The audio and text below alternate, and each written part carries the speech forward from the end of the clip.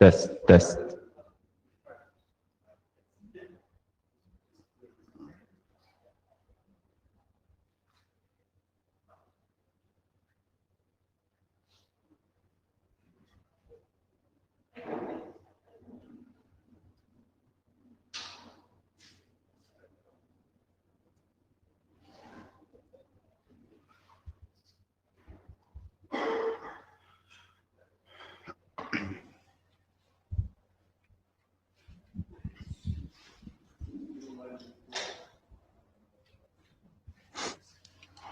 Good morning, dedicated people. So this is Cfrg IETF research group meeting in Buenos Aires. We have two remote presenters. Hopefully Miteco works. If it doesn't, we might try to reshuffle the order a bit, but we'll see how it goes. So, yeah, I'm Alexey Melnikov. My co-chair, Kenny Patterson, is at home at the moment. So if I'm getting a bit confused and overwhelmed, help me out.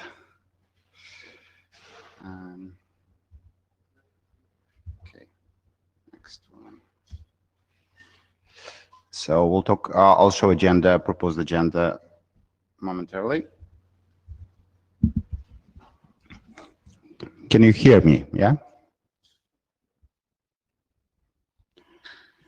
Okay, so this is the proposed agenda. I'll talk a little bit about research group document status. Then it's actually not shown on the agenda, but it's sort of part of it. We'll talk about proposed crypto review team that Kenny and I and Steven and Lars were discussing. Then we have two presentations on hash-based signatures. One is remote, and David McGrew is doing another one. We'll have a remote presentation on Argon 2, which is was recently accepted as a research group item. And then at the end, we'll have a discussion about post-quantum cryptography. David McGrew will help us drive the discussion, so he'll have some slides first, and then we'll have some open mic. Any changes to the agenda?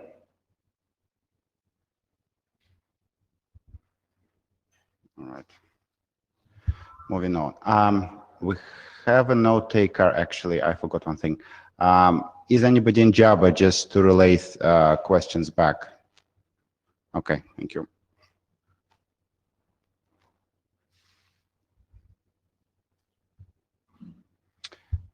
As usual, IETF use similar note well as used by IETF. So I assume you're all aware about this, what documents you need to know in order to participate.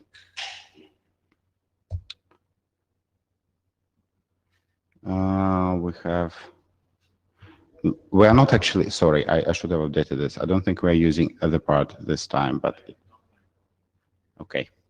Never mind that.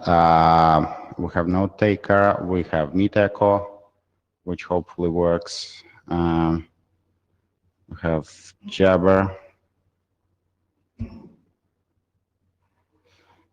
Okay. Document status. Can you all see this? I'm sorry, it's a bit small. I'll try to elaborate. We have quite a lot of documents in different stages. We published two RFCs since Yokohama, Dragonfly and elliptic curves for security. Currently, there are no documents in RFC editor's queue waiting. However, we have several documents more or less complete or ready for Cfrg last call. So EDSA document is complete. Kenny and I just need to sanity check it before we ask for publication. So this is basically done. XMSS hash-based signature is currently in research group last call. I think it's like 4 weeks one. So if you haven't reviewed, please send, do your review, send comments to the mailing list, or at least tell privately chairs whether you support or not publication of this document. Draft McGrew hash signatures got updated. Then we also have requirements document for PAC schemes is ready for Cfrg last call. We didn't want to have multiple last calls at the same time, so we'll start it shortly. It's a relatively short document, so also please pay attention to this. We have a couple of other PAC documents in progress, but they will not be finished until we finish the requirements document. We have Argon 2 memory hard password hash function document just accepted. I think there is quite a lot of interest in using this, in particular in OpenPGP working group in IETF. Hopefully we'll have a remote presentation on this one. We also have a document that W3C asked us to host, I suppose, about web crypto recommendations for web crypto algorithms. It's new since the last last IETF. It was just posted in December, but it hasn't been updated recently.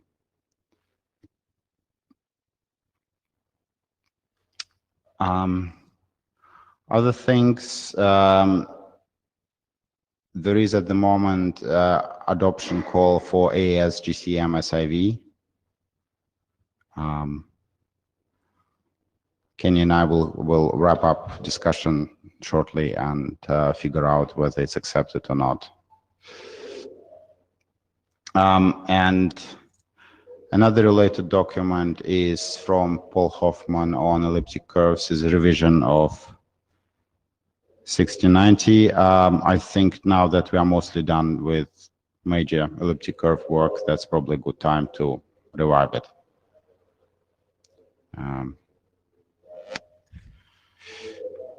And we have one expired document.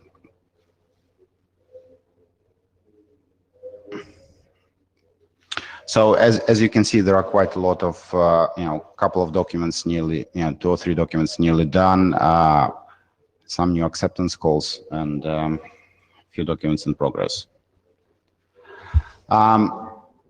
Crypto review team. I think it was suggested by Stephen Farrell in December and January this year. Basically,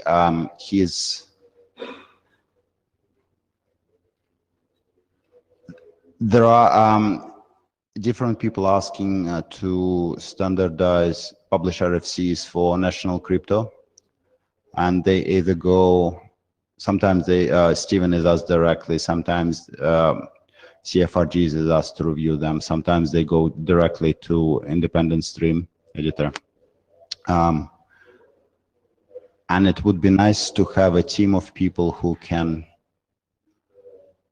help get consistent reviews and just find out what the state of affairs is in different technology, as applicable to different algorithms, and recommend whether something should be published or shouldn't be published. So I'll switch slides and talk a little bit about this now.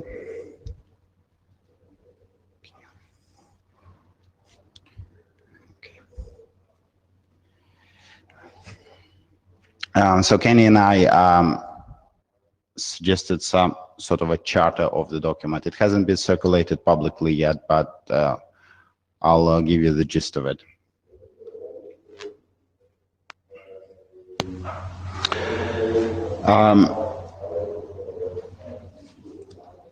But basic problem that we have as chairs is that documents are only reviewed if there is a big outcry on the mailing list, you know, saying how horrible something is or not, or big excitement about something. And it's very hard to get reviews in a reasonable time frame and get consistent quality of reviews. So we are thinking about crypto review panel. Hopefully it will be another resource for CFRG chairs to get reviews. It's sort of like a mini directorate in different IETF areas.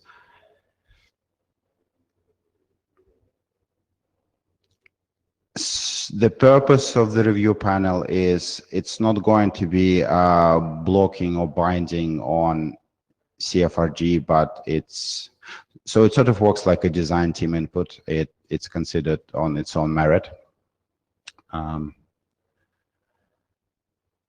Should mostly be concentrated on security issues and deployment issues, and it's not really a requirement to go through each document and find all typos because other people can do that. As well as hopefully the panel members would have enough background to be able to find relevant research and recommend both positive and negative in regards to a specific technology.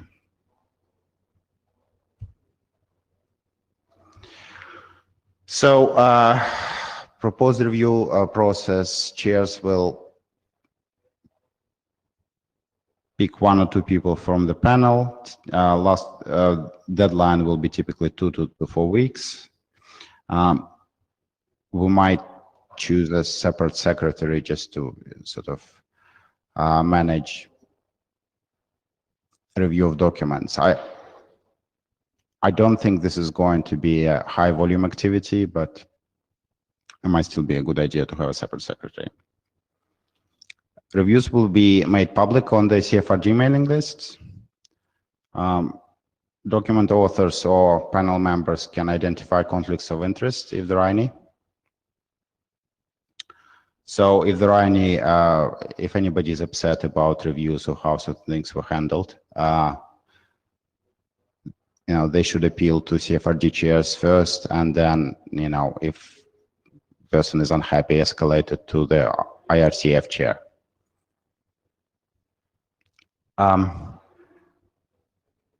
We're not expecting that this will be used for every document in CFRG, but it's another resource. So if we think that there aren't enough reviews or not convinced that, we might ask for extra reviews. And it's not going to be a requirement to have this review before, requesting publication of the document or accepting it as a CFRG document, but we'll see how it goes.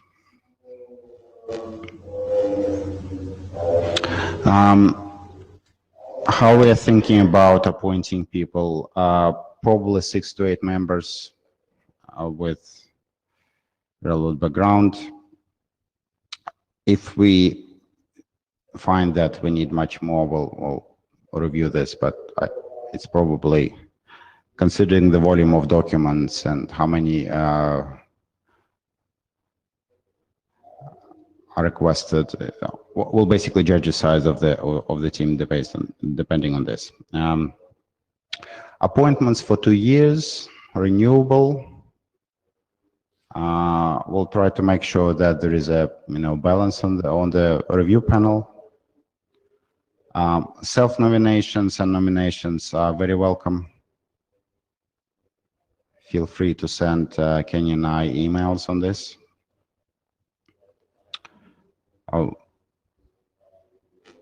And basically agreeing to be on a panel means that you are happy to contribute certain amount of time to provide reviews.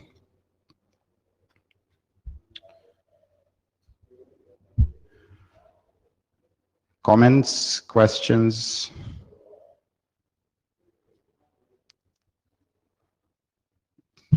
Vasily Dolmatov.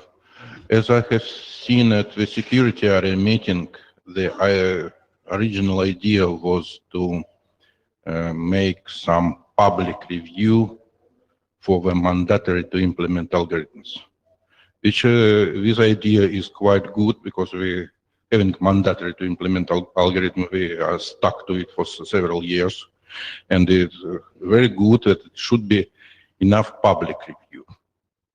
As I see here in the position of this state, it said it should review all crypto-related documents in the IETF, some kind of establishing of a crypto police inside the IETF. I think it's completely wrong idea and have nothing in common with the demands of the security area, which consists of the public review. I insist on the public independent review, not the review by some kind of appointed panels. In any case, being a lot of specialists in the crypto participating in that or that kind, or in the IETF or IRTF activity, there is really a very small subset of the specialists in that field. And I would like to remind that the homepage of the IETF says that the IETF does not try to overcome any protocols which is used in the internet, but which do not belong to the IETF. Thank you.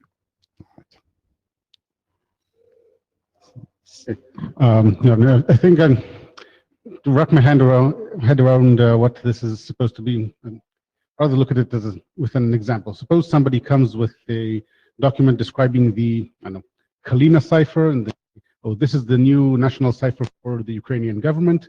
Yes. What is this panel supposed to be able to say about this Kalina cipher? Are we supposed to cryptanalyze it and then say, oh, this is broken this way or that way, or no, we can't? No, nobody's broken it's if there is any relevant research, both positive and negative, point out if there are any known problems with the algorithm. It's not a request to do actually research and try to break each algorithm, being asked to review. That's not the point. Right. So how is that better than just sending it to the Cfrg list and waiting for somebody to say, oh no, there's this document, there's research paper that's broken Kalina a month ago? Or do we also want them to look at the document quality? I'm not talking about NITs. I mean, can somebody look at this document and implement it and see? Yeah. I think document quality is pretty much a prerequisite. If whoever reviews the document cannot understand what this is all about, that's one of the feedbacks you can provide, that this is unimplementable or not detailed enough. Stephen? Stephen Farrell. I think this is a great idea, but I mean, I think this is like a well-informed literature review, plus whatever guidance people can offer, and that would be really valuable. And rather than having to depend on the kindness of strangers, having a bunch of people who are sort of set up to be willing to do that kind of stuff, who are capable of doing that kind of stuff, I think it's a great idea, and I think it should really help the IETF as well. So I'm all for it. And it doesn't prevent any extra reviews or discussions on the mailing list, and it's absolutely fine for rough consensus on the mailing list disagree with an expert from this panel. That's just absolutely normal process for us. Yeah, I absolutely. I think so I think the example I would quote is the kind of identity-based signature thing, right? Where we had a document in the IETF that wanted to be standards track in the MANE working group that had a signature algorithm that had never had any review. About a year and a bit ago, or just thereabouts, I asked Cfrg, had anybody seen any review? Nobody had, and then we kind of processed that information. So this is the kind of, having a kind of team set up and are willing and able to do this kind of stuff would be really good. Yeah, certainly if we cannot find volunteers, and having a dedicated person, well, one of the people on the review panel that can actually help make an informed decision about a proposed algorithm would help. But not necessarily make a decision, but give us informed opinion. So, Right. Yes. Provide opinion. Yeah. David? Hi, David McGrew, Cisco. I think this is a great idea. And you all have asked the question, how is this different than the current process? I would put it this way. The important thing is that the research group can identify some resources in advance that would be competent and available to do this kind of review. And so by reserving it in advance, right, there won't be like a 6-month wait next time to, track down somebody who can actually review something or something like that. So I think that makes a lot of sense. There was a previous commenter who I think was worried about transparency. So, I think you could write something up that would address transparency concerns. Perhaps you would ask that the reviewer's comments be sent to the list, rather than be private to the chairs or something like that. I'm sure you can handle that. Yeah, I think I did mention on the slides that actually review is supposed to be public. And again, if there are any concerns that, or this particular reviewer doesn't like this particular author because they, had a conflict early in scientific career, that's conflict of interest that chairs want to know about. So the process is supposed to be fair in this respect.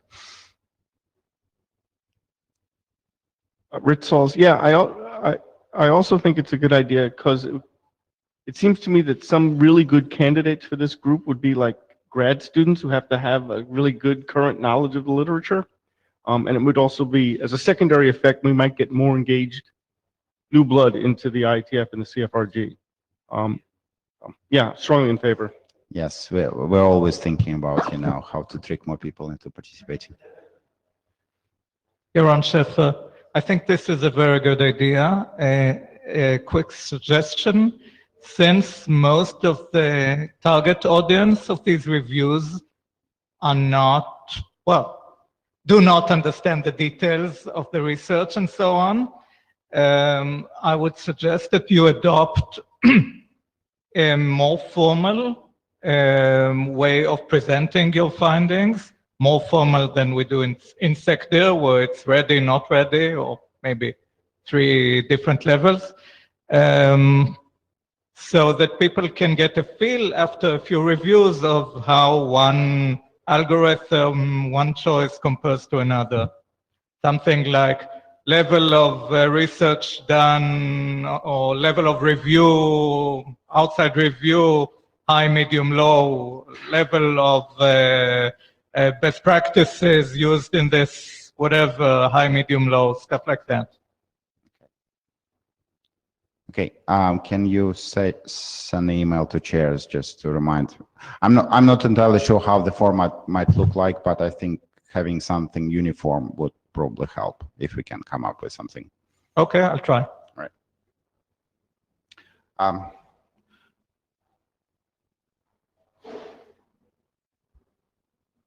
And the last part is, we are looking for volunteers at this point. As I said, self-nominations and nominating other people is a great idea. If you think somebody would be very good and they're not very involved with IETF or RTF, please send us email, Kenny and I, and we'll talk to people, we'll email them and try to convince that, their participation is welcome.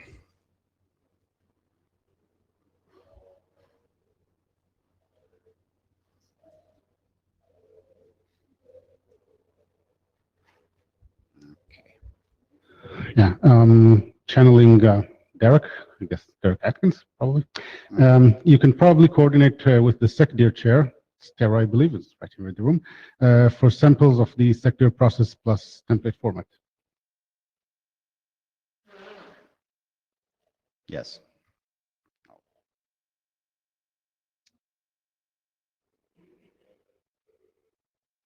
Okay, so the next presentation should be, oh, oops, never mind.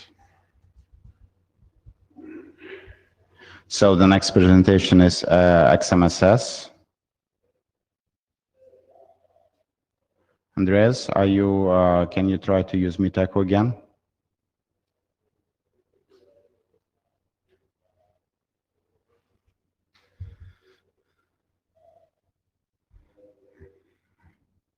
Okay, let's try this again. Do you hear me? Yes. Perfect. Let me, sorry, I'll need to project your slides, right? Just hold on. Yes. That would help, right? Great.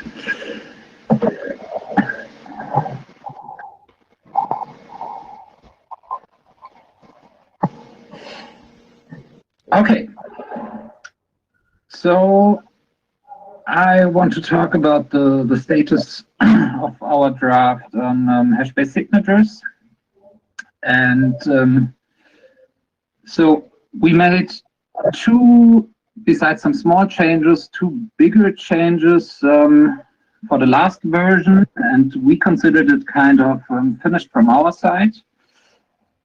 So the first changes handle the randomized hashing slightly different now.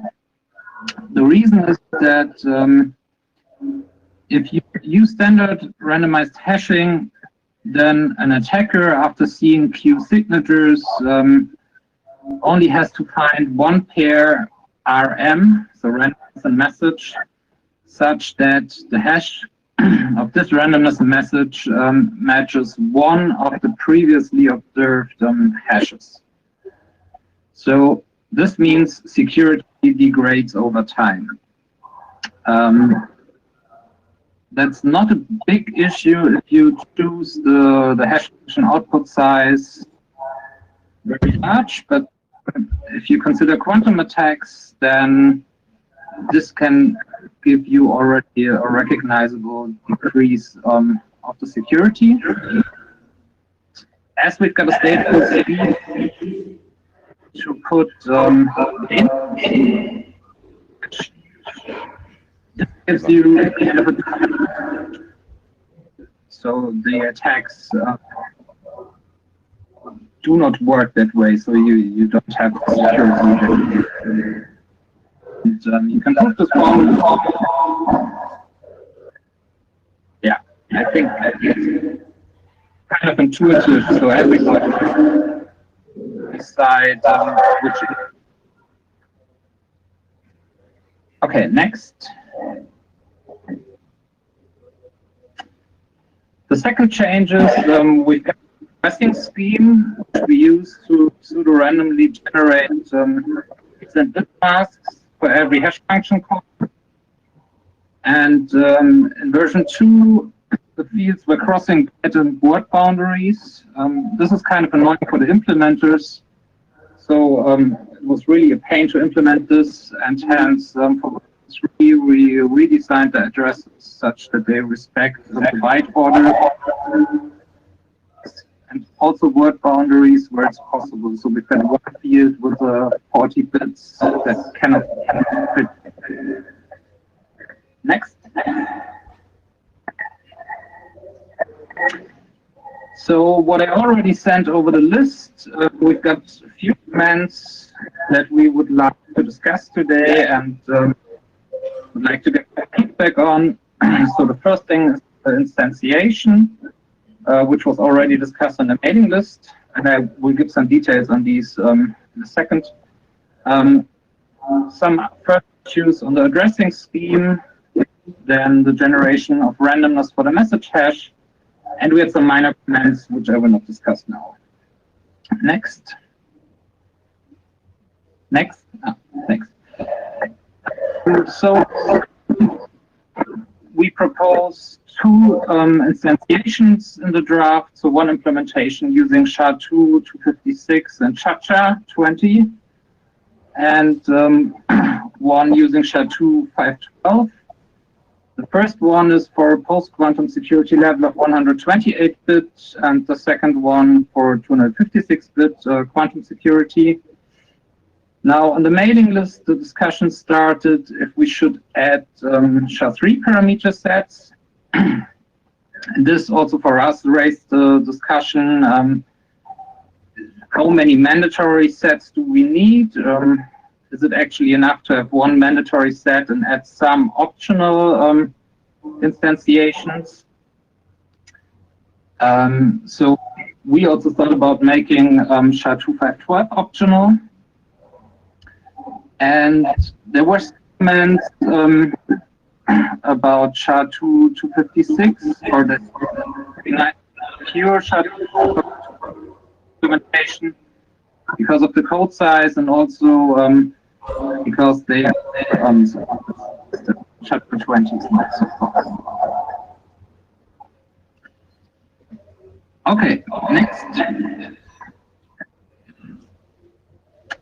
So our proposal would be to entirely skip the SHA-20 parameter set and just do a single SHA-256 instantiation as mandatory.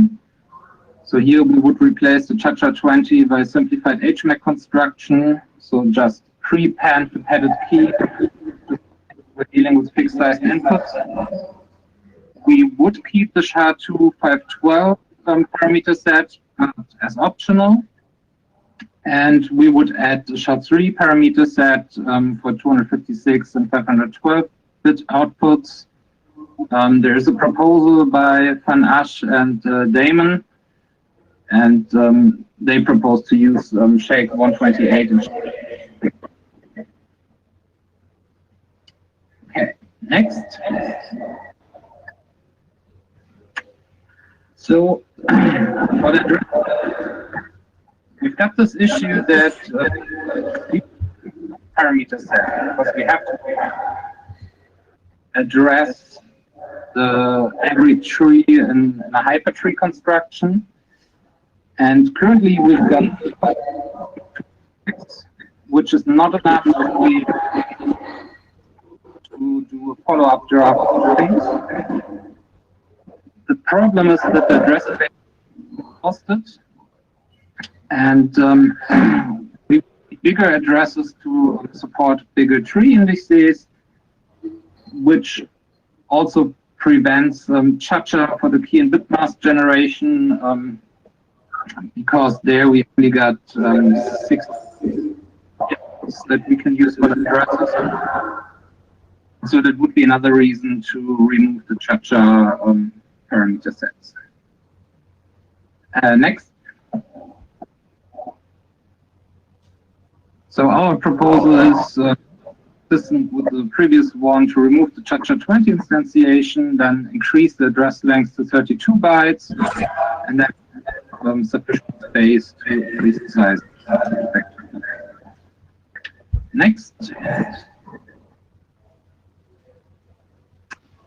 So the last point, there was this discussion also for the elliptic curve signatures. Currently use a PRF with a dedicated signal to derive the randomness from a deterministic way. This has the drawback that we have to do twice during signature generation. And as XMSS is stateful, we can actually here I have put the dedicated secret key applied on the index to derive the randomness. Mean that we only have to process the message once. But it's different from other schemes. For example, for Sphinx, it would already not work. So it would be nice to get some. That's it from my side.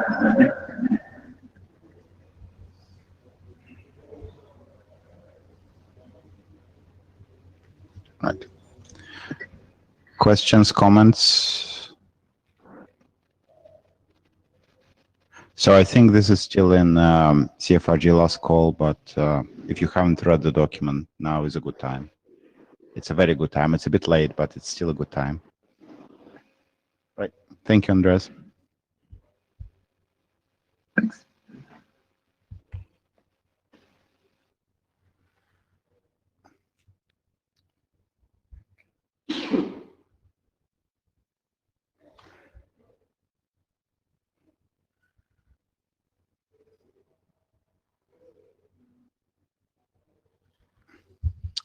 David, you next.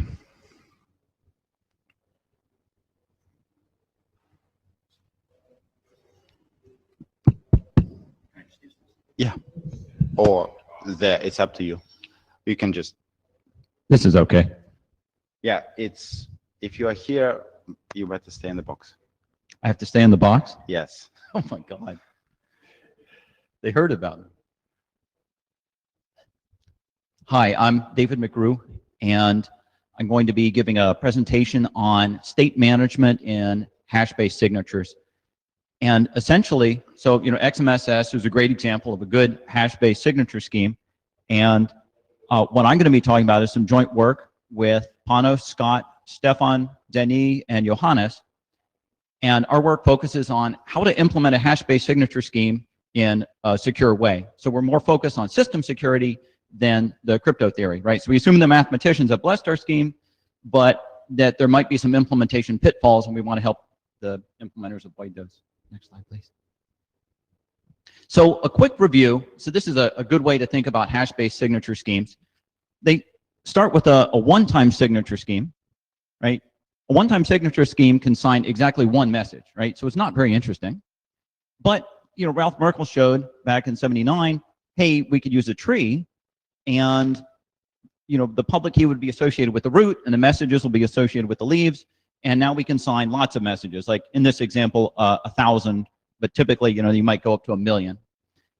And then to really sign a lot of messages, you want to go to a hierarchical scheme like this on the far right, where you have instead of, let's see, the leaves of the top level scheme, instead of signing a message, instead they will sign a public key, and then that public key will be a second Merkle scheme, a tree scheme, where the leaves of that one can be associated with messages, right? So now you can sign, in this example, 1,000,000 messages, the square of the size of the tree, right? So this is just to give a quick overview and, set some terminology.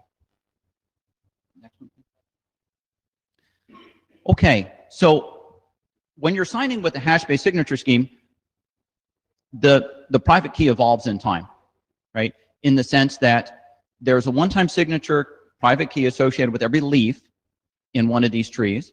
And after you're done signing something with a one-time private key, you need to abandon that private key and never sign anything with it again.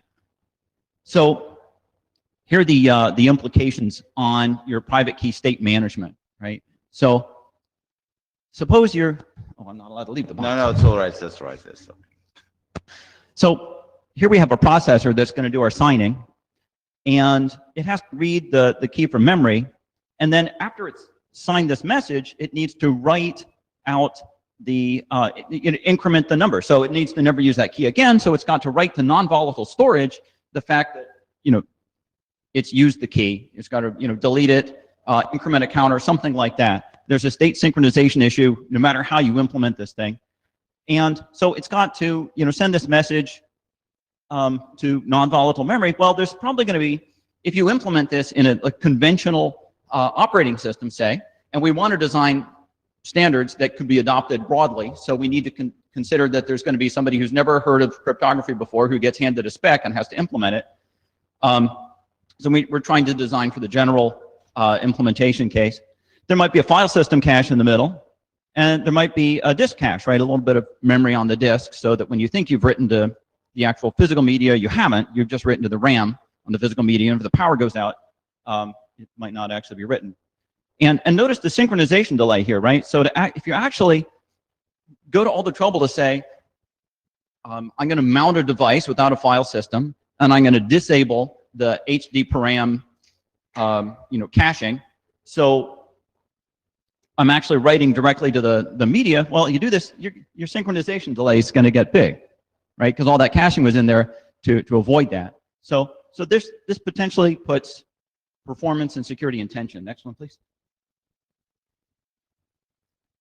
So here are the issues that we identified with state management.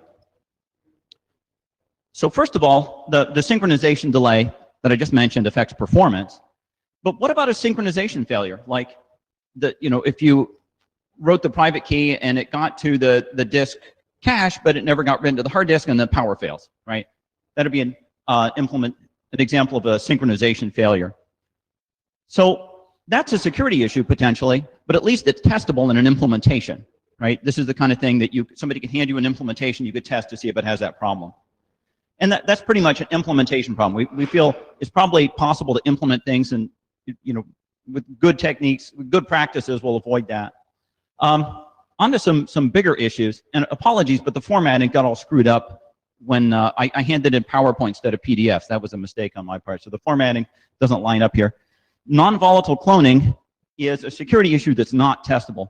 So what I mean by that is, suppose on my Mac there, I have Time Machine, and it's doing a backup of my private key, and then, I don't even think about it. I'm using a hash-based signature scheme, and then Time Machine, I restore from Time Machine, and so I've got a backup of an old private key, and I'm using it in my software, and then, oops,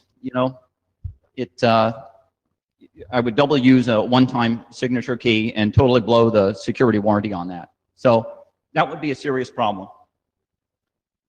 And the awful thing is it's not really testable in the sense that, I can build a hash-based signature scheme that's good as long as you don't use it with a backup system. But how can I guarantee that you won't use a backup system, right? That's an important problem. And then there's volatile cloning, right? Volatile cloning is the idea that you're running VirtualBox with an operating system, and you say, well, hey, I want to make a copy of this because that'll be convenient, right? So you make a copy of a running system that's got a hash-based signature scheme. Say it's your certificate authority, right? So you want 2 CAs, right? So you can sign faster or something. And so this volatile cloning is available in the virtual machine world, and it would be another security issue, and it would not be testable, right? You couldn't secure against this. Next one, please. So again, the formatting has kind of failed here, but volatile cloning suffers from a whole raft of other security issues, right? Essentially, you should never do volatile cloning if you actually want a secure system, because entropy pools, pseudo-random number generators like DRBGs, deterministic IVs and nonces, digital signature schemes that have seeds in them, one-time passwords, and TCP sequence numbers, right? There's a whole raft of things that get broken when you do this VM cloning. So from our point of view, the volatile cloning is something that we don't feel is a problem that needs to be addressed. It's not the most important problem. It's not a critical problem. The non-volatile cloning, the Time Machine backup example, that's something that is a real-world problem, right? These other examples, digital signature seeds say, they wouldn't break in the non-volatile cloning scheme. So this is the thing that's unique to hash-based signatures. Next one, please. So, I'm sorry, the formatting really broke on this. So,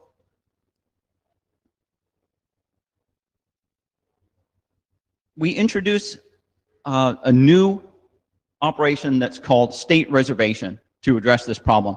And I want to explain this by contrasting it with the typical definition of a digital signature scheme. And let me just note here, some people in the cryptographic community look at hash-based signatures and say, hey, this doesn't fit my definition of a digital signature because it's stateful, which, okay, great. So we need to formalize and get people to recognize that it's a valid formalization to say, I have a stateful signature scheme. And we feel like adding this state reservation operation is a good idea. The basic operations in a signature scheme are key generation, signing, and verifying. And can we move to the next one? So we add a state reservation operation, which the signing operation has to go through to get its private key material, right? And so essentially what we're doing here is we're formalizing the idea that when I start my software that's going to do hash-based signature generation, it has to reserve some number of private keys that it can use. And when it's done using those, it'll have to go reserve some more. And so essentially, this operation fits in here. It's a new thing, and it seems like a clean way to formalize what we need to get done. Next slide, please. Next slide is just pseudocode that basically explains it. So signing, when you've got a state reservation operation, is, well, if you've got to reserve the next our one-time signature keys, those would be associated with the leaves on the second slide. And then, so you get these keys, and then as long as you don't run out of those keys, the next time you get a message to sign, you go ahead and sign it with the next key. And so, this is let's see, we should move on to the next slide, I think. So what do we get by doing the state reservation approach? Huh, okay, I thought it was going to show up on this slide. So with the state reservation approach, right, the synchronization delay is no longer an issue, right? So we no longer have the performance in tension with security, which is a really good thing. So could you go back to the previous one? So remember hierarchical signatures, right? Where we've got two levels of trees. So the bottom level, we could let that be volatile, meaning this tree never exists on non-volatile memory. It never gets written to disk, right? Whereas the root level could be non-volatile. And if you do this, first of all, it's very easy to do this in an implementation. It's a natural sort of thing to do. And furthermore, you can see how it fits into the reservation scheme, right? That creating the whole volatile level is like reserving all the signatures associated with the leaves there. So this is a really natural thing to do, and it fits well with XMSS and the DLMS draft as well. So what problem have we solved if we adopt this? Well, synchronization delay goes, synchronization failure gets addressed as well. We have not solved the non-volatile cloning problem. And the volatile cloning problem I'm listing as a non-issue. The formatting got messed up. So non-issue corresponds to this, non-volatile is not solved. So, and when I say not solved, let's see. It would still be an issue, right? We acknowledge that it still would be an issue, and guidance should be written in a hash-based signature scheme that has this issue not solved. Guidance telling people you should not use this if you're going to be running backup software, right? And we haven't written anything like that. We have an article up on ePrint, and we think that future guidance could be a good topic for this research group.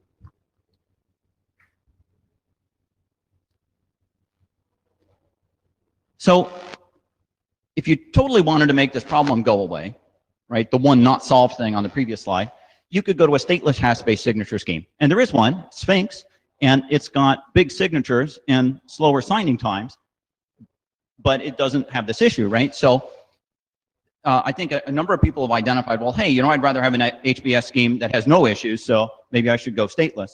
So, and that's something that the RG should consider. But we also noticed that there's another approach. Next slide, please. So one of the ideas that we identified was that we could make a hybrid stateful and stateless signature scheme. So imagine, again, we've got a hierarchical scheme with two levels. We could let the bottom level be stateful. It could be XMSS or LMS or something else. And the top level would be a stateless scheme. And so the hash of random subset schemes, which is part of Sphinx, is a stateless scheme that Scott and I are looking at some adaptations of. We haven't published anything yet. So this is in the realm of potential solutions that we could consider. But it's very attractive because it solves the non-volatile cloning problem just as well as a purely stateless scheme would, yet the signature sizes are smaller and the signing times are faster. So this is looks like interesting future work to us. Oh, and I want to end with the comment, 1979 technology rocks. So this is a 1979 car, and that's the same year that Merkel did his thing, right? So that's the plug. Yes. So thanks for your attention. Any comments or questions?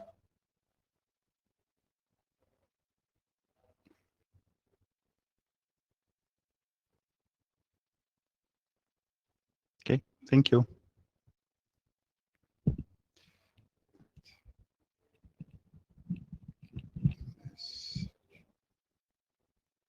Right, the next presentation is on Argon 2. Dmitry, if you can try to use Meet Echo.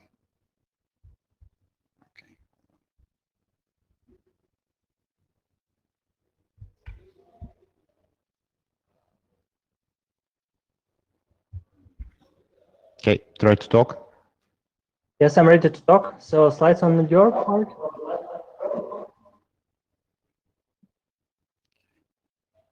Okay, yeah, we can hear you. Okay, great. So you will switch the slides?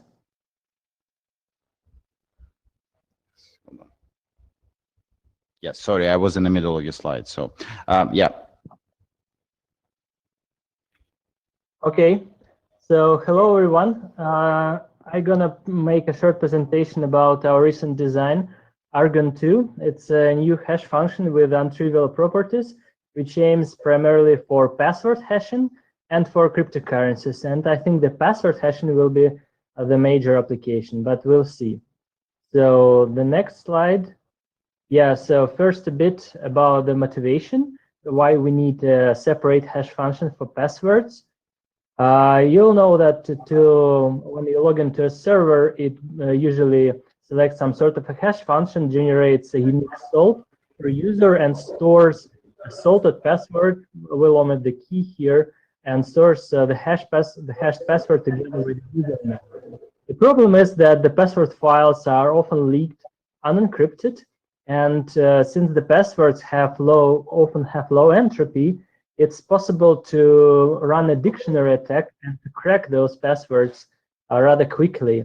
And the cost of the crack and its rate, it usually depends on the hash function that was used by the server. The truth is, if you employ a standard cryptographic hash function like SHA-2 or SHA-3, even if you run many iterations of the hash function, it will still be vulnerable to cracking attacks run on special hardware. So not only like GPU, but also custom hardware like FPGA and ASICs. And we cannot increase the number of iterations as much as possible because there is also an upper bound by the user experience. So the user cannot wait too long to see his password hashed and matched. Next slide. And the problem with custom hardware is much more than you might expect. We know from the Bitcoin use case that if SHA-2 is going to hashed on ASICs, it will be 30,000 times more efficient than if you do this hashing on a laptop, meaning in terms of energy. This means that if the energy costs are primary in dictionary attacks on passwords, then custom hardware will reduce the security efficiently by 15 bits, which means that the keys are like 15 bits shorter, the passwords are shorter by 3 lowercase letters, and keys lose 5 digits. And we expect that attackers, high-budget attackers, might equip themselves with ASIC and come in the near future. Next slide, please. The solution to this problem is memory-intensive computations, because when you compute with a lot of memory, it will be very expensive to implement it on a chip within custom hardware, because memory will occupy like 99% of the area, and a lot of energy will be spent on it. If custom hardware will require large memory on chip, the ASIC advantage in the energy cost will mostly vanish. So the factor will not be dozens of thousands, but maybe just 3, 4, 5, or maximum 10 of energy. But for this, we have to devise a scheme that is not only memory intensive, but for which the amount of memory cannot be reduced. Thus, we call them memory hard functions, functions for which we cannot use less memory than expected, and thus we cannot reduce the chip area. Next slide.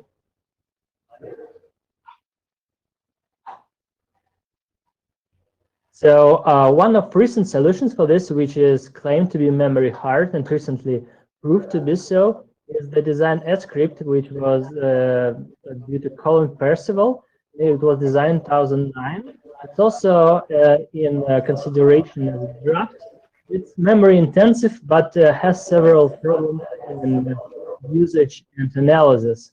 The first, it has too many distinct primitives involved, and its structure is rather sophisticated. So it employs separately PBDF2. It uses SHA-256. It uses salsa, cha-cha, or some other primitives. There are many parameters in it. It ties time and memory so that you cannot increase we can't increase memory without increasing time significantly. And also it carries time memory trade-off, meaning that you can use less memory with the same factor increase in time. It's not so much desirable if you're going to protect against high budget adversaries. And the major problem is that it's vulnerable to timing attacks, meaning that an adversary who has access to cache misses, it can do dictionary attacks on the passwords much, much faster. The next slide.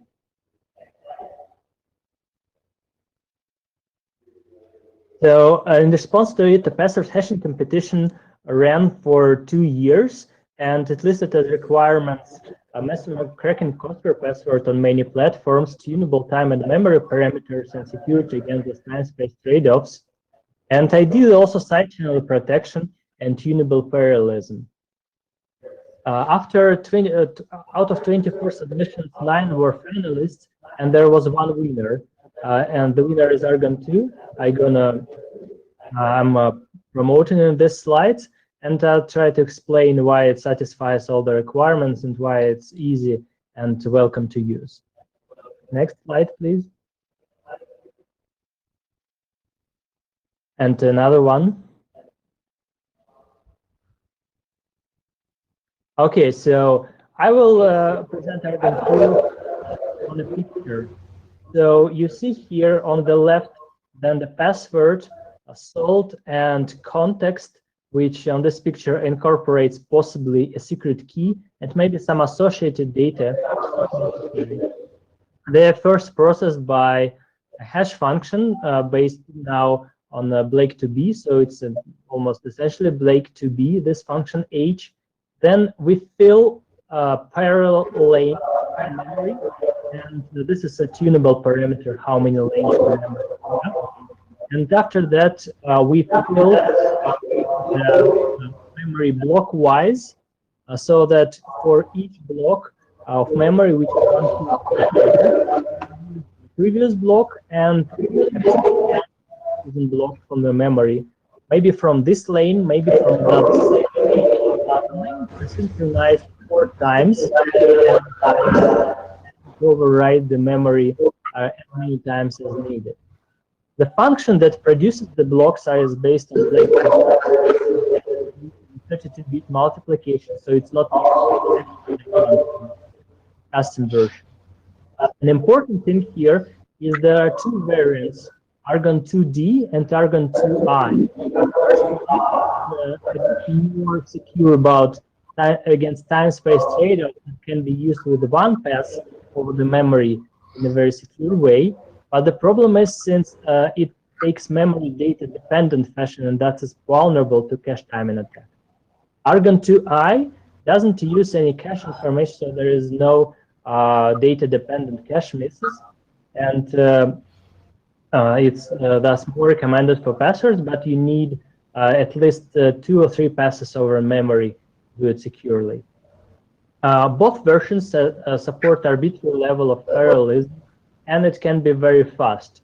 So it's up to processing, filling 1 GB of memory within a fraction of a second. It's highly dependent on how many threads you employ for this and how fast your processor is. But generally, we can process 3-5 GB of memory, so hundreds of megabytes per 10th of a second. Yeah, next slide.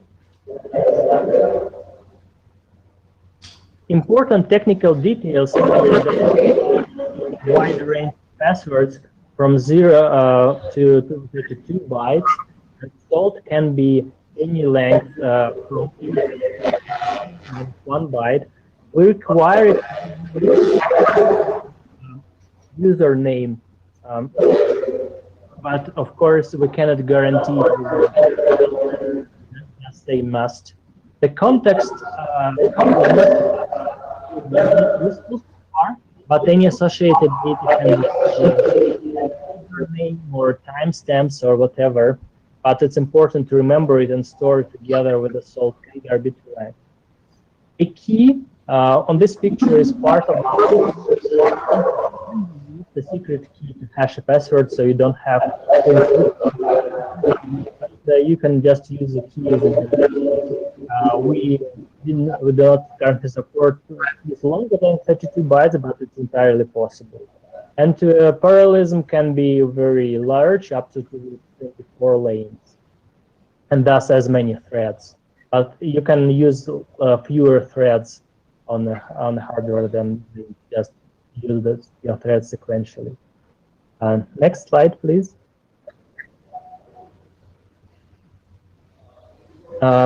So we produce arbitrarily large tags, for which we had to modify Blake to be a bit, which allows arbitrary output and be used in a sponge-like fashion. The details are in the specification. So we just make a call to a solid Blake to be, but we had to prepend an additional input read to generate arbitrary long tags. And we also, it's not on the draft, but it's part of the public implementation, that there is a standard password file string, or which incorporates tag, salt, username, and parameters. So, and one of the first questions we possibly need a feedback is whether we should include some sort of a standard for a password file string into the draft and into the final version of the IETF specification. So should there be like fixed details how tag and salted username are put into a base 64 string, or it should be application dependent? So that's one of the questions that you might want to consider. And other are on the next slide.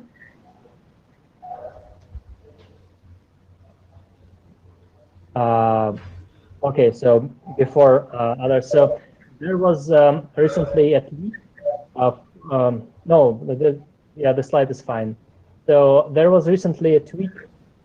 So the version approved by the password hashing committee it was 1.2.1, and now the version is 1.2.3.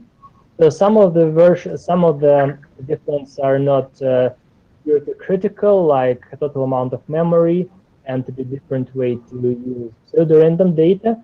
But most importantly is that now the blocks are not, or if you do many passes over the memory, and the new blocks not simply override the older blocks, but are stored into them. And apparently it's important for the time memory trade-off attacks. We increase the security, we increase the adversary costs for cracking by the factor of 3. Okay, so that's the next slide. And we also explicitly kindly ask for feedback about if we need more tolerance on certain parameters, or if we should support other hash functions. In particular, the hash function is not a compression function because it's fixed, it's a modification of Blake to be, but this function's age that process password, should there be any other age than Blake to be, or we should just refer to the RFC and that's it. The second question is that the context or associated data, do we need to be more specific? Do we have to additional explicit stated parameters, name maybe, or something else? So it's possible to use as many distinct inputs as possible when in the first call to the function age. The third important question is that we decided in the beginning that for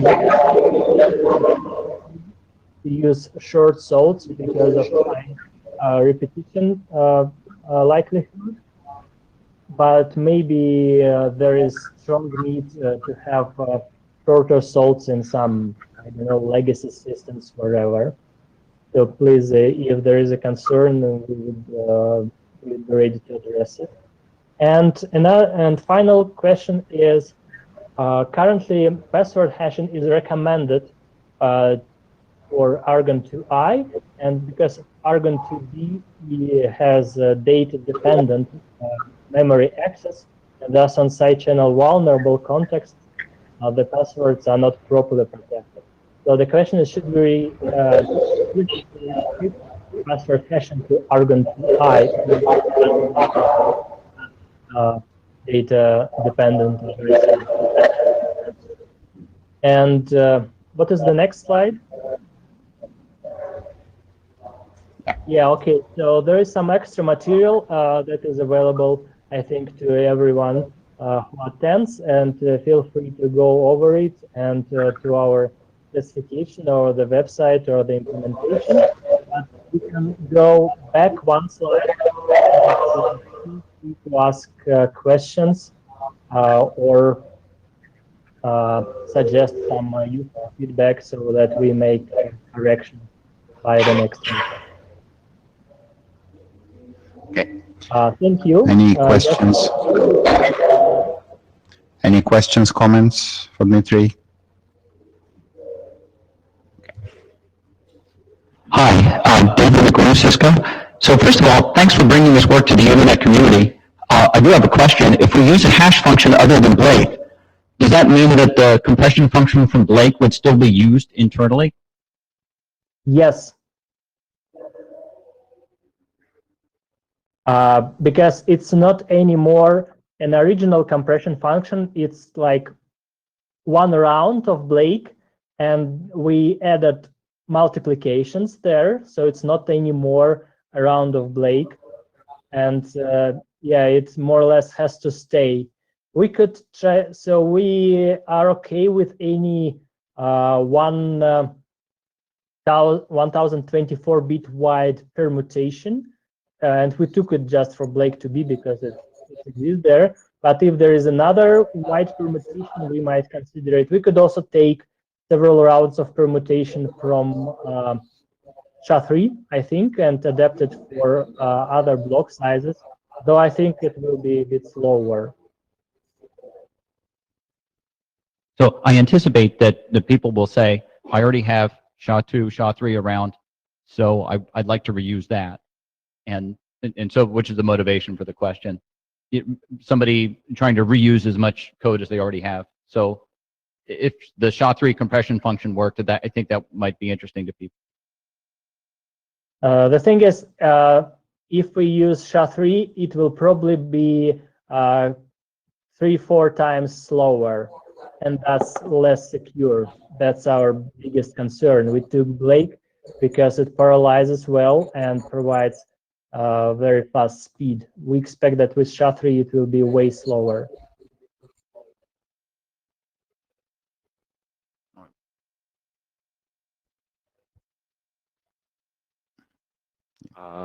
Ben Kaduk, I just wanted to comment that there certainly are scenarios in which you have a password file or password database that is shared across systems with different implementers.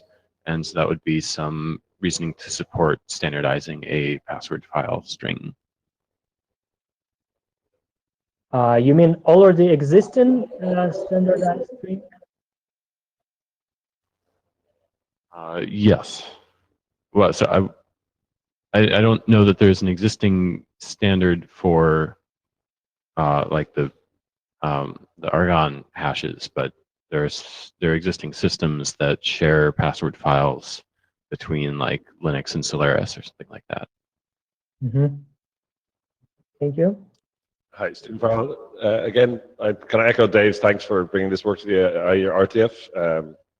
However, I think every extra parameter you allow here is going to cause confusion in how people use this, because people will need to be explained that it's Argon to D, to I. If you add hash functions as a parameter, that will make confusion worse. So I would really encourage people to remove as many parameters as possible and just make this a one thing that we can use. And you know, I mean, it's I mean in the RFC that people would reference as they develop internet protocols. So I would like that to be one thing and not a whole branch of things, because if it's a whole branch of things, then I can see many future IETF meetings where people are explaining the difference between Argon 2D and Argon 2I to a room full of people who don't really care and never really should have to care. So if we can cut this down to one thing, then it would be, I think, more useful than if we have one thing plus n parameters. So you're basically saying make it easier for engineers, so we don't have to pick in the wrong way. Yeah, so we don't, yeah. Right. Well, not just that, but so that we save time not having to explain the differences between other things. I totally support that. Yeah, thank you for the comment. That was also one of our intention when we designed. We tried to remove from users' control as many parameters as possible and leave to the user only the most important, like time and memory, which he needs to adjust.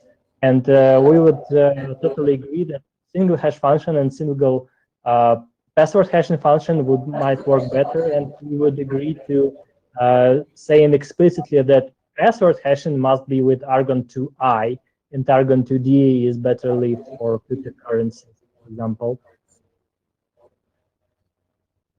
So yeah, so please continue to resist the tendency of people to ask for more parameters, and perhaps even go further and get rid of 2D or 2I, whichever one we don't need. Rich? Yeah, Rich Sauls. Yeah, to emphasize what Stephen said, the last thing the IETF needs is more crypto families. I mean, I know it's hard to come up with something, you don't want to say this works everywhere when it doesn't really work everywhere, but I think understanding the security trade-offs and saying this is the way to use it. If there's some other documents and informational or just papers or something that says here's the family, SHA-3 didn't do us any great any great services. So yeah, just let's find the one that's best for most common IETF uses and just document that. Thanks. But it is cool stuff.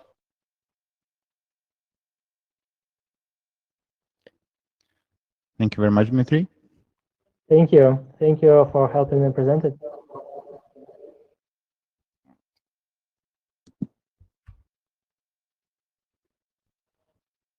There is certain satisfaction from ejecting people from Iteco, I have to say. Right. We are moving on to our last agenda item is post-quantum cryptography, to be led by David.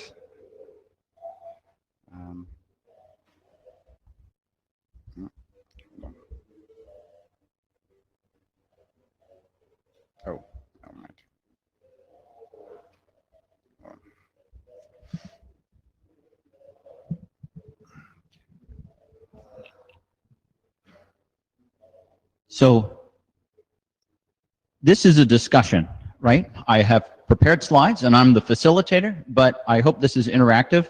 I hope people will be at the microphones, and I'd like to make sure, do we have somebody taking notes? Great, thank you. So you're playing a little bit of a devil's advocate in a good way. Devil's advocate, great, I love it.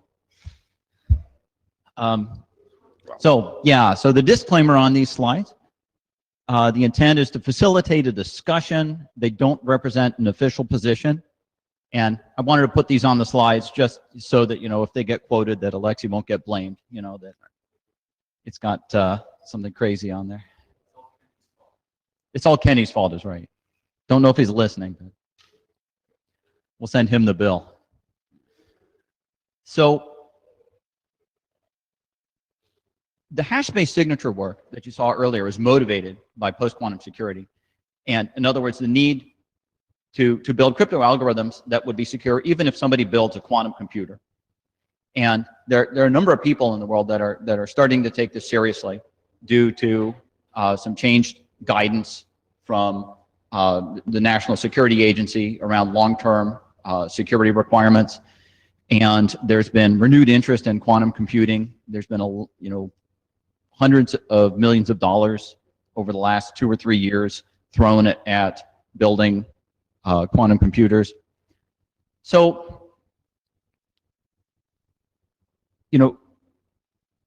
you know, as an organization that's, you know, trying to provide security not just now for in the future, it's good for us to think about, you know, do we need post-quantum security, meaning crypto algorithms that would be secure even if somebody builds a quantum computer? And what would be the use cases for post-quantum cryptography? So I'm going to put forward 3. Maybe you have others, and maybe you want to challenge the ones that I have now here. I have a black swan up here, right? Because of course that's what a quantum computer is. It's the thing that you've never seen one, but you know, it shouldn't surprise you if you do see one someday. And so you don't want to predicate your whole IT security on the fact that you'll never see a black swan. So software and firmware signatures is something really interesting to me. So like when my employer builds a router and sells it to a customer, it'll be in the field 15, 20 years, something like that. And when it boots, we want to authenticate that it's booting software that hasn't been borked by some hacker somewhere.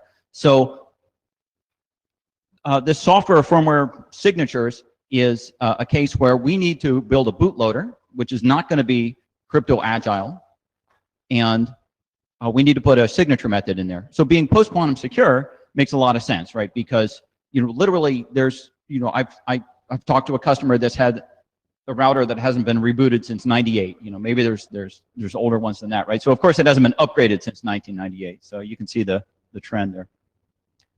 And you know, I'm talking about routers because that's close to me, but I think the same applies for software in general.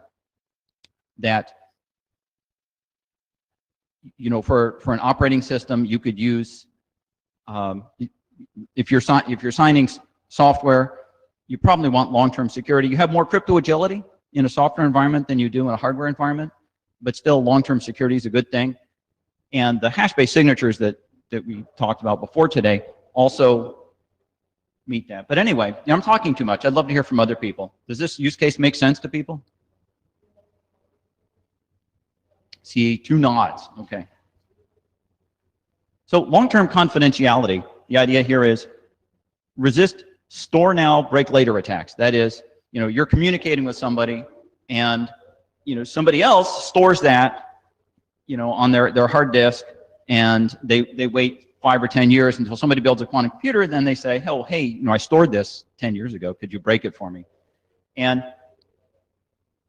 so I think this is a serious thing. There's, you know, for example, many government users of cryptography have requirements like, you know, several decades worth of confidentiality. And if you were responsible, like if you're, you know, your performance review at the end of the year was contingent on a good, you know, 3-decade strategy for security, you'd think about quantum computers, right? And I think it might be sensible for the internet to think this use case is important as well. And what are other thoughts on that?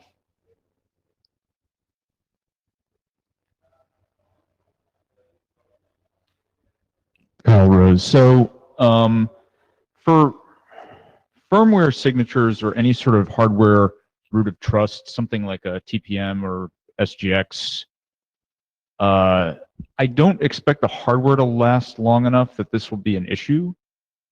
I mean, you know, if you're dealing with a device that is like 15 years old, yeah, you're probably, if you can't upgrade the firmware, I mean, you're either going to run into performance problems because of scale, or the device is just woefully out of date. I don't know. For confidentiality, that seems more reasonable if you have secrets that are high enough value that you want to keep them around for 20, 30, 40 years. I don't know. It's not the thing that I would be most concerned about, but I don't know. I'm kind of rambling now, so. So my observation would be infrastructure and IoT would be, you know, something that you're going to put into the field that you might not be able to upgrade, right? If you have to roll a truck to upgrade something, you know, there's a real chance that it might not be upgraded. So I think there is a category of devices where the long-term signatures matter. Does that make sense to you? Yeah, I guess I don't have experience with hardware that lasts that long. And so I don't know what the use cases are for devices that were deployed, you know, in like 1995 and might still be running. I mean, are there many of those? I don't know. Challenge for Derek. Yes, there are. There are many devices that want updates that are running for more than 10 or 15 years. Tero Kivinen.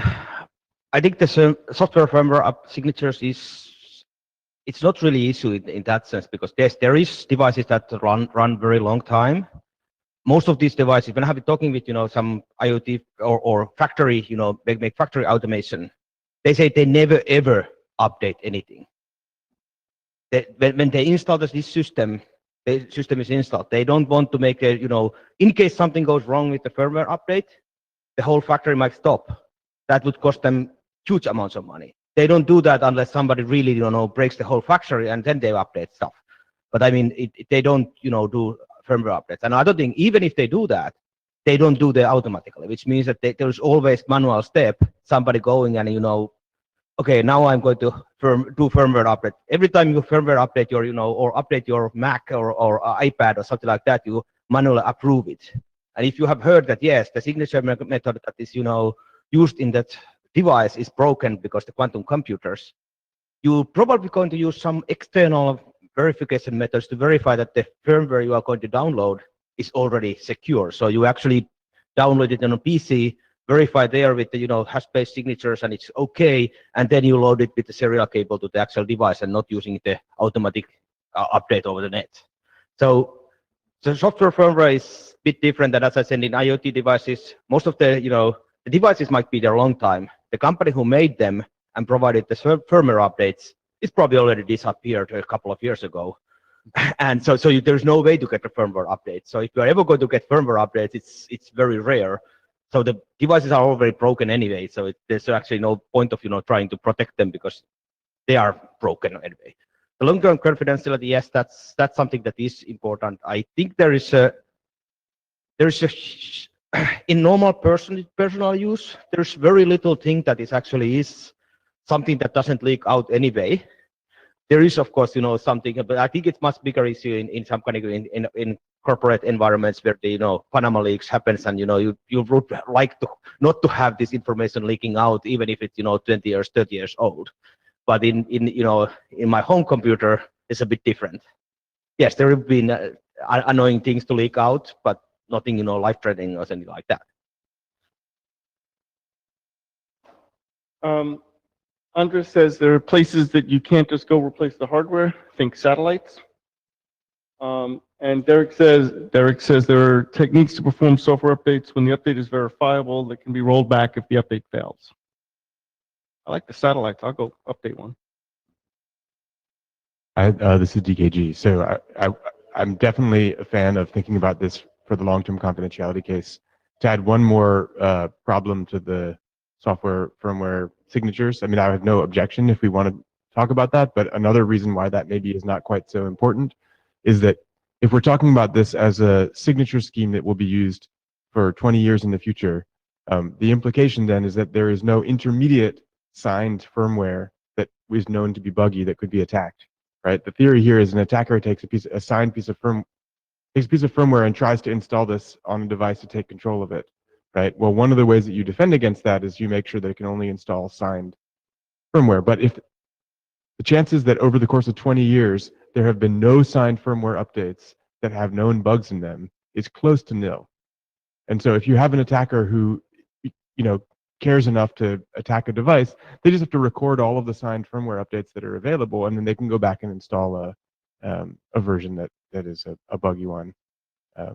So I'm not convinced that the fact that we have the right signature scheme is the way to protect that kind of long-term approach. So anyway, just one more vote for long-term confidentiality as a priority over Kevin Fall, Carnegie Mellon. A couple of areas relate to actually signatures on data sets, and particularly large data sets. And so when we're facing the question of validation of machine learning algorithms. And so if in fact large data sets are the things that change the operation, essentially the data sets become the hardware as they do the machine learning, or sorry, the software algorithms, which had traditionally been regular algorithms. So the integrity of data sets going further into the future, particularly large ones, might be relevant. And also compliance related and testing related data sets that you want to use to cross-validate and make sure that your other algorithms are working right. I think the data set integrity is a really good point. If you Yeah. could provide more detail, an example or two on that, on the list, that would be super. Okay. I think we'd be happy to work with you on that. Joe Salloway. Yeah, I tend to agree with other folks that came up in that, you know, signatures on software and firmware, I think that is a concern. It's not necessarily the major concern that I've been thinking about. I mean, certainly long-term confidentiality is a problem that we have, in that data is out there now that's encrypted, and that's going to be vulnerable. And some of it is, you know, even if it's, or even, you know, in normal corporation, things that are 10, 20 years in the future can still be not good.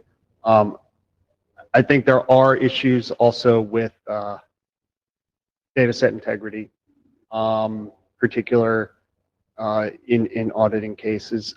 I'm not sure if there may be statute of limitations and things like that that would make it not so important, but I think in some cases it would be. Dude, you didn't talk about long-term secure remote management. You didn't talk about the third one. So the final bullet point here is long-term secure remote management. And I think we kind of covered that with the long-term confidentiality. The idea being, you know, people are building the devices, let's say IoT, right? And these things are expected to be infrastructure. They'll be installed once, people will forget about them, and they are expected to run 15 years, and they'll actually run 25 years, that kind of scenario, right? Where you log into this thing remotely using, say, TLS, right? For if it's got a little web interface for management. So, you know, that sort of scenario is what I meant. I think we've pretty much covered that already. Tim, did you have a comment? Tim Polk, NIST.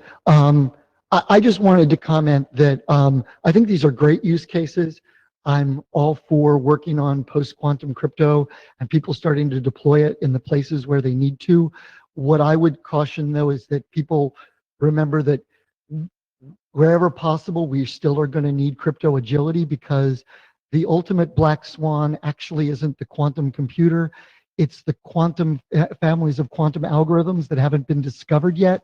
There's no reason to believe that Shor and Grover are the only two smart people out there. But there's a lot of smart people who don't want to work on developing the algorithms for a quantum computer, since it may not exist in their lifetime, and they don't want to waste their time on algorithms that they'll never get to run. So, I mean, I'm just saying there's two black swans. There's the first one of when does the quantum computer appear?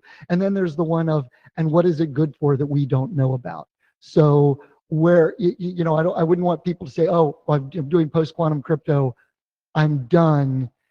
Even in these cases, any place where we can build an agility, we still will need to. So that was a great comment. And I think agility for public key cryptography is just crucial.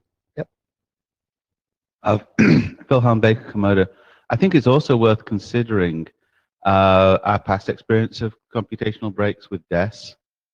And also there's a password cracker out there that does 350 billion tests a second. So it can crack any Windows password, or rather any 8-bit password in 7 hours. Yes, those devices have existed for quite a while now, but I'm pretty sure they're very rarely used, or at least they're used on a tiny fraction of the traffic. And so when we're looking at defeating mass surveillance as opposed to targeted surveillance, there's a bunch of other countermeasures that we can put in based on traditional crypto, like doing perfect forward secrecy even more often, in that where the day that the first quantum computer that has 2048 bits, that's not going to be the day that RSA falls. It's going to be when you can build those and do 1 million of them a second, and there'll be a long time from the first to the second. Well, to my thinking, it's important that we do our homework before that day happens, right? I I agree, but we should understand the characteristic of the threat and look at all the ways in which we can defeat it. So I love it that you introduced threat here. So again, a formatting issue. I wanted to put this slide up. Where is post-quantum crypto on the list of priorities? Right? Because I think, Stephen, did you want me to go over this, or do you want to comment now? Go ahead. Okay, so yeah, I think post-quantum cryptography is important. I think we should work on it. I think we should take it up in this research group formally and organize efforts to develop post-quantum security. At the same time, I recognize there's a whole set of other priorities that might come first, right? And this is my attempt to put an ordering here, right? So I would put robustness, against things like side channel attacks and future heartbleeds as the #1 priority. Faithfulness of the crypto implementation. We need ways to, for example, we need to avoid algorithm substitution attacks. I don't want to delve too much into this. I want to leave time for other discussion. New curves, new elliptic curves, obviously is a priority for this group. It's work that has gone well. I think adoption of new curves, people would probably put that as more important than post-quantum cryptography. And of course, the threat for the threat that motivates people to use new curves is ECC authors they might not trust, right? For post-quantum security, our threat is quantum computers, and I would list performance as a lower priority than PQC. And the threat there is non-adoption of crypto. So other people might have other threats they identify, other set of priorities, and I think it'd be good for us to have a discussion, either today or on the list on this. All right, Steve, thanks for including this slide. I think doing work here is a fantastic thing on this. I think we need to be careful to not oversell the threat here, because currently we have a way bigger threat in terms of over-engineering over-complex security solutions that don't get deployed, and we're the threat. So I think we shouldn't do that again. Right, we're the threat agent was corrected. That's correct. So I think work here should be done, and I think having it done in a kind of methodical way is great, but not overselling it I think will be important. In this IETF meeting, there's been a number of times where a couple of working groups were starting to debate the kind of topic Bill is raising there, is like, do we think ECC is going to go quicker than RSA if this happens? I think we want to put some context on this, that we're working on stuff, it's not ready for deployment yet.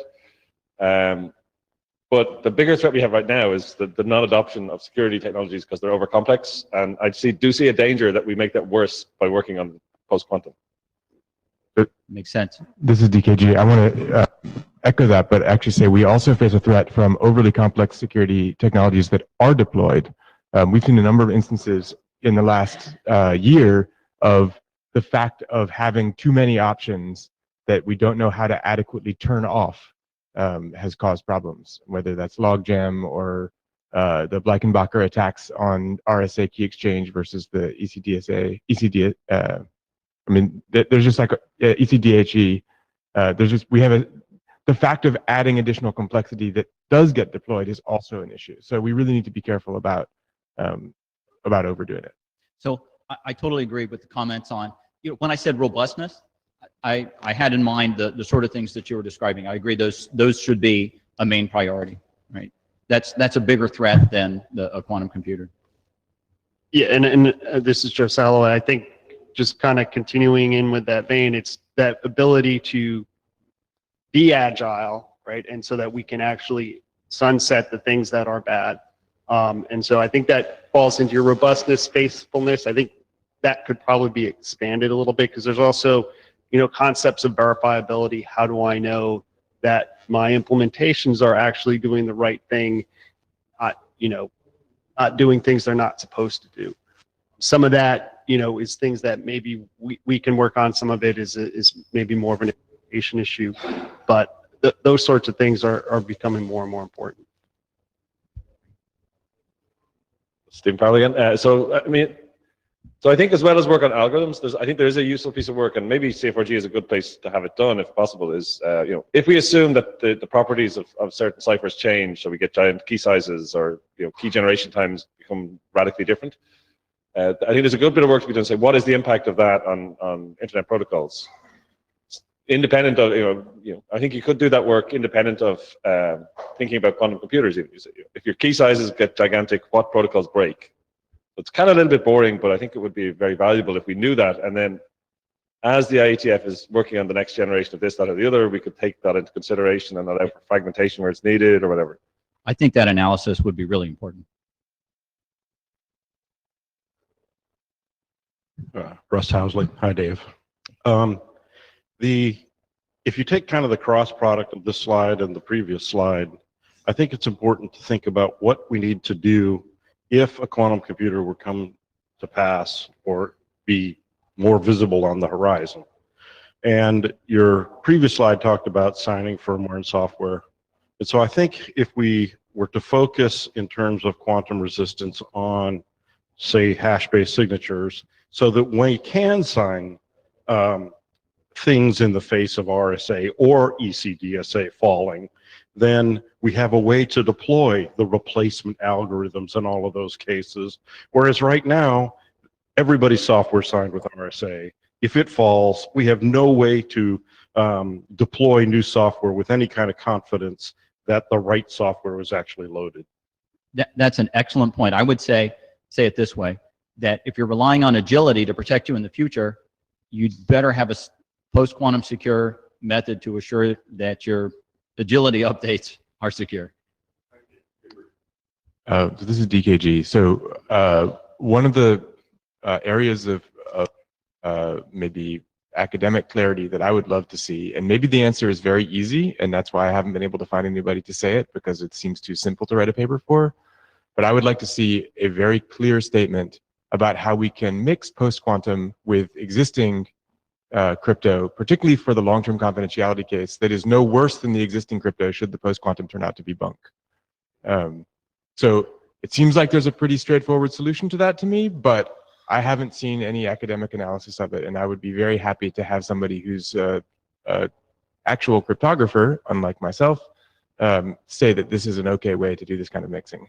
So I think there's a number of attempts at a strategy like you described. So Scott Fluer and I, along with Panos Kampanakis, submitted a draft to the IPsec ME group. I don't know if you saw that work. Post-quantum pre-shared keys for IKE. So some users of IKE have observed IKE v1 protects you from a quantum computer if you are using a very large, strong pre-shared key, right? Because IKE v1 mixes the pre-shared key into all the subsequent keys, whereas IKE v2 does not. So this is actually, so IKE v1 looks better than IKE v2 for post-quantum security if you're willing to deploy pre-shared keys. So we wrote this draft, which is basically bolting on pre-shared keys on the side as a way to provide, equivalent, security.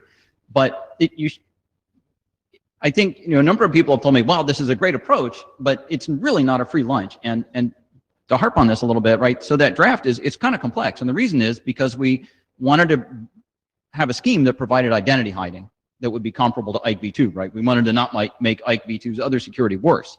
And so it's not a short draft because of that need, right? So I think that's a valid approach and a good approach that we might want to think about more, but it doesn't solve all our problems.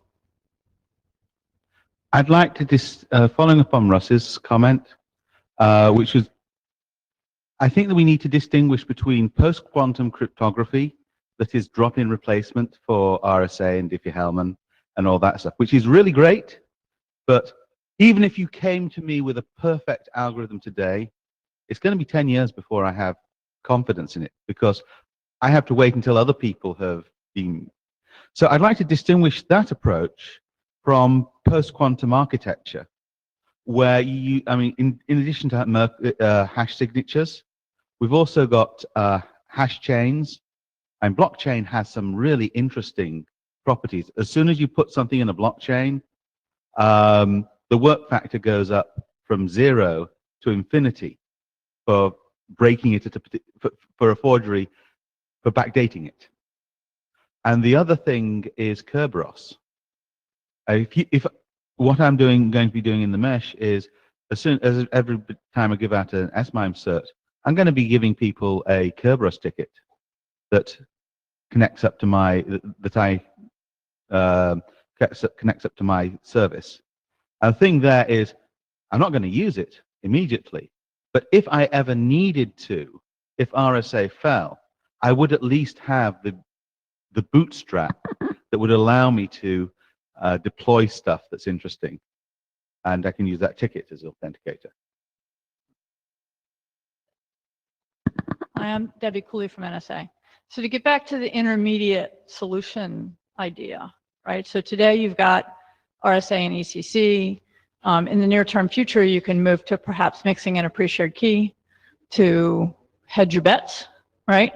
And then eventually move to full quantum resistant, without having to rely on the pre-shared key distribution problem, right? So pre-shared key distribution is the not free lunch part of that, right? Yep.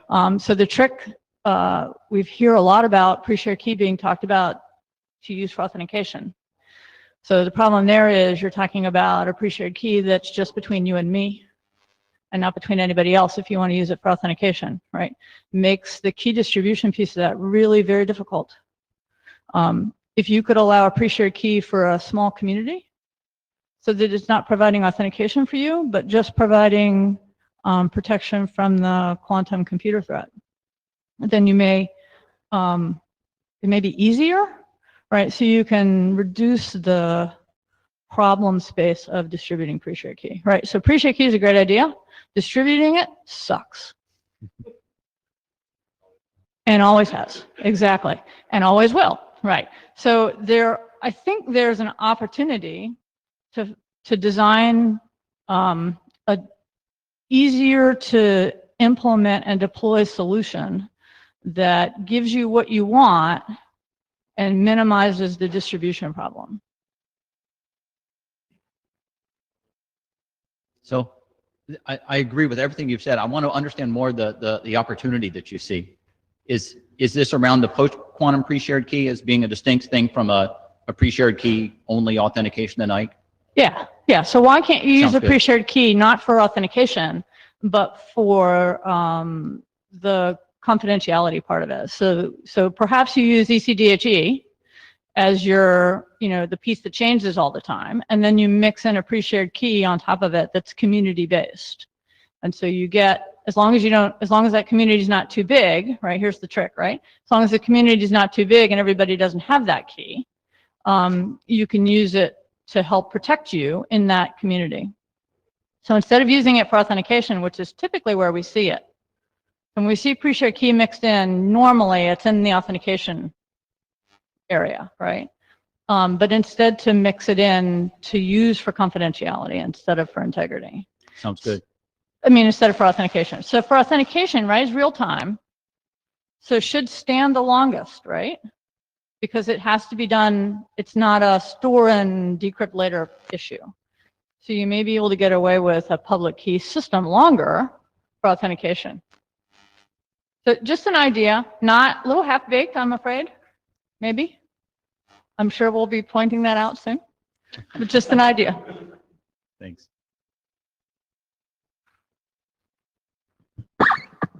Russ Housley, I wanted to follow on to my conclusion on a couple of the things that Phil said. So when SHA-256 was standardized and we were trying to get the community to move from SHA-1 to SHA-256, I was security AD at the time and my co-AD was Steve Bellevin. We guessed it was going to take 5 years. We were way wrong. It took longer.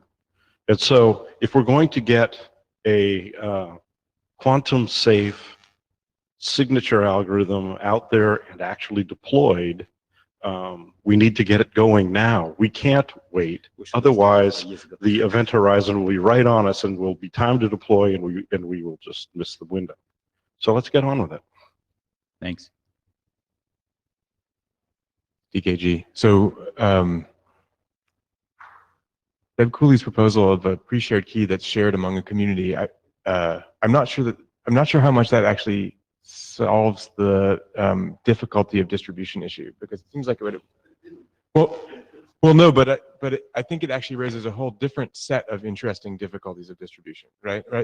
with the traditional pre-shared key, it's a pairwise thing, and now you've got to decide who's the in-group and who's the out-group, and you've got to decide that over time, right?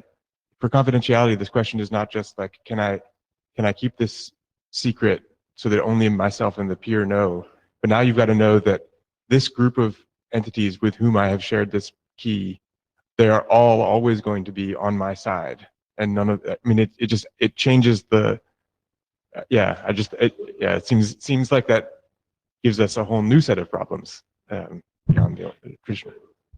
Yeah, just responding to Russ, I'm not saying don't do quantum signatures. I'm saying do them as fast as you can, but also have a plan B, and I'm going to have a plan C and a D. So pre-shared key, the dirty little secret is that it's not always been pairwise. It's not always been pairwise, right? How many skep keys do you know that are across an enterprise? There's a lot of them, right? So pairwise would be wonderful, but pairwise is not often done today. And as to Russ's point, yes, you need to work as hard as you can on the real system, but you've got this thing that might help you in the meanwhile. So the more agile you can be, like way more agile than we are today, I mean, really, the better off you're going to be, right? Kyle Rose. Yeah, I mean, to DKG's point before about trying to mix the post-quantum key exchange in with the classical key exchange, there may still be some value in using a pre-shared key, just because it seems to me, just based on my very cursory knowledge of the literature in this area, that the key exchange is the area where we have the least confidence in the existing post-quantum algorithms versus, say, signatures and, hashes and symmetric ciphers. So, I mean, I think that is where we need the most work at this point to gain greater confidence. We have about 10 minutes, which is fine. We have 2 hours. So. And just to continue what Kyle said about confidence, I think that from the perspective of building confidence and establishing some sort of transition strategy and getting things deployed so that we can migrate to them later, I think some of the sort of combination deploying 2 algorithms together and things can be useful for those objectives, and it would be useful from my perspective as an implementer, to have this group vet them and make sure they're cryptographically sound. And the combination is being, those combinations are being done in a sound way. So this has been a great discussion. I really appreciate the comments. We actually have a bunch of material. The last couple of slides are about how this research group could make an impact. So I'm going to try to skim really fast, right? So there are a lot of IETF standards that might potentially need post-quantum cryptography. And, I guess we all might have our favorites on this, right? But, there's been a proliferation of crypto, and it's actually, and that's good in some ways, but might be a lot of things to upgrade. One sec, I think the network's down, so if anyone's trying to get in through the Jabber room. Oh. You want to skip that? Yes.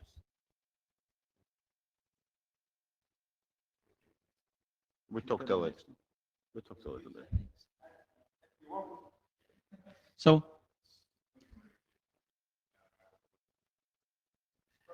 oh boy. So let's see. To try to go through the slides quickly, what approaches are needed? An approach being a way to provide post-quantum security. So there's a whole spectrum of them. They're not all listed on here. The idea of having I'm going to use a post-quantum secure pre-shared key in addition to my digital signature, right? That's something that's not listed here, and I think it's something that we should consider. But like supersized symmetric crypto, which is like double your key size and then you're secure against Grover, the theorists tell us that that's a security conservative thing, right? So we could feel good about that. We could all start using supersized crypto now. I mean, many people do already, right? This is actually a common practice. So that's easy. And this is really positive, right? So that part's not hard. We could use asymmetric crypto less often, right? In other words, if our key exchanges got 10 times more expensive, maybe we could do them 10 times less, right? And there would be a security impact to that, but it's at least that's in the realm of not too hard to do. Hash-based signatures, I think, are I think we can move to stable specifications that can be adopted in standards, and I think we can do it this year. But I think I have those down as need review. Lattice-based encryption and lattice-based key establishment are, let's see. Again, there's an alignment issue here. I'm sorry about this. The formatting got all screwed up on the slides. So the lesson is convert your PowerPoint to PDF before you send it to Alexei. That's my bad. Lattice-based key establishment I have as need review on here. And what's interesting is there are some key establishment lattice-based schemes that have been proposed and reviewed in the literature. And these look pretty good, right? Their keys aren't gigantic, although the exact key size is yet to be determined. But they've all been studied in the ephemeral and not the static model, and they seem to have some problems in the static static key exchange in the post-quantum world. We don't have that yet. So there are implications like that. There's some work that needs to be done. Sir, just clarification, what is the difference between ephemeral and static in this context? So you've got a public key and a private key. If you're doing ephemeral Diffie-Hellman, then your public and private key are used, like for one session, not for 1 year. Okay, so you just mean static shares basically for each side of the connection. Okay. Yeah. And then what's at the bottom here is inapplicable is quantum key distribution, which I think doesn't solve any problem that we're talking about here today. So I listed it as inapplicable. Yeah. Okay. Next slide. Yeah. So again, some formatting issues. NIST has announced they're going to have a call for proposals, and the deadline for their submissions will be 2017. They expect there'll be like 3 to 5 years needed for analysis, and they're going to report on their findings. Thank you, NIST, for doing this. I think it's clear, we don't want CFRG to duplicate any of this work. We do want to help them, right? We want to, and I guess there's a next couple of slides or things this research group could do to help out. ETSI is also running a set of workshops focused on PQC, and they consider both algorithms and quantum key distribution as potential solutions. So I'd love to hear your thoughts on what this research group could do to develop standards for post-quantum cryptography and get them adopted where they're needed. So I think the community of interest is a big deal. The internet cryptography community, comes here if it comes anywhere. And, one thing that occurs to me is a problem statement. What is the actual problem? We heard some great viewpoints today, and I think understanding, what the real problem is essential to solving it. That's an area where we could help. Documenting the PQC status of algorithms and protocols, like, use supersized keys, because that'll get you halfway there. And coordinating with NIST and other standards bodies, I think, is a good idea. And I'd love to hear your thoughts and comments. I think from chairs is NIST have medium to long-term view, and CFRG is more, immediate. It's for chairs. It's very hard to say, we need 3 more years. Come back in 3 years when this is studied more. People usually either want it now or or don't want something now. So yes, we definitely can, should and collaborate with NIST and other standards bodies, and we can do something quicker, hopefully. So, channeling Dirk Atkins, there are also some braid-based algorithms coming down the pipe. I'm sorry, say again, please. There are also some braid-based algorithms coming down the pipe.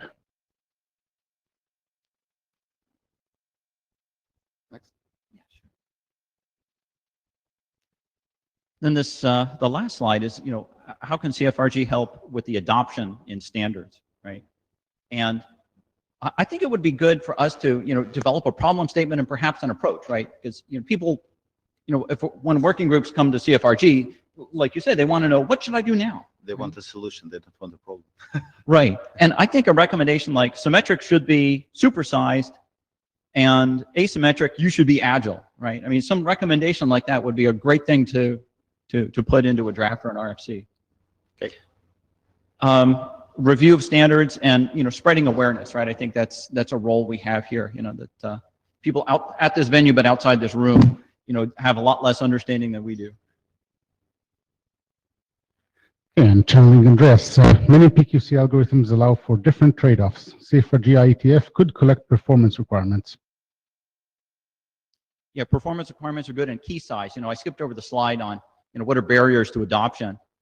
The size of keys and the size of signatures, or the size of key shares, right? These are major factors, and I think it's important, for agility that we don't, bake in a requirement that, you can't be bigger than, 1 MTU or something like that. And so I agree with the comment, and I would add in those other parameters as well.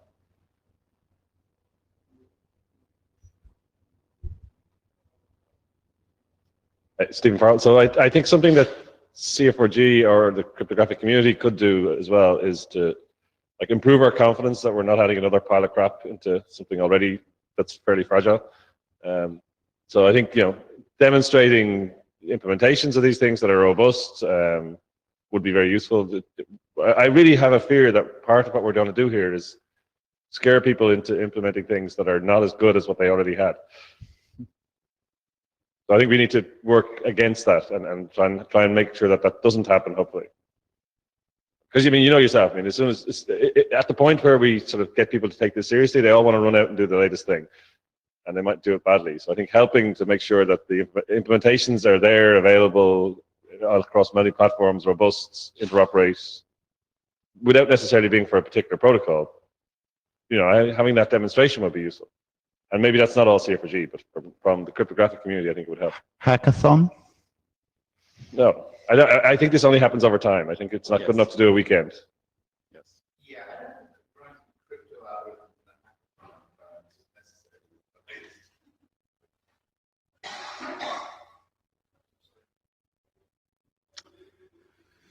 Okay.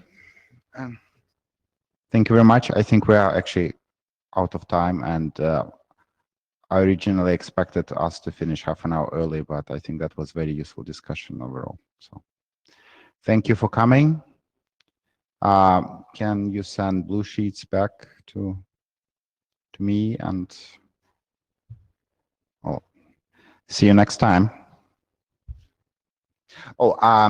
As far as Cfrg is concerned, I think the current plan is, again, it's a bit tentative. We need to sort out details, but Kenny will try to have a session at Eurocrypt, well, on probably last day of it or something like that.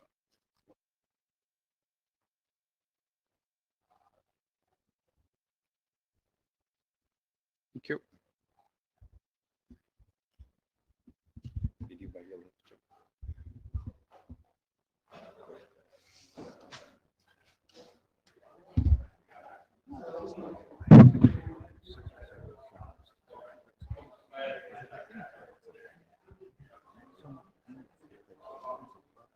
They're going about.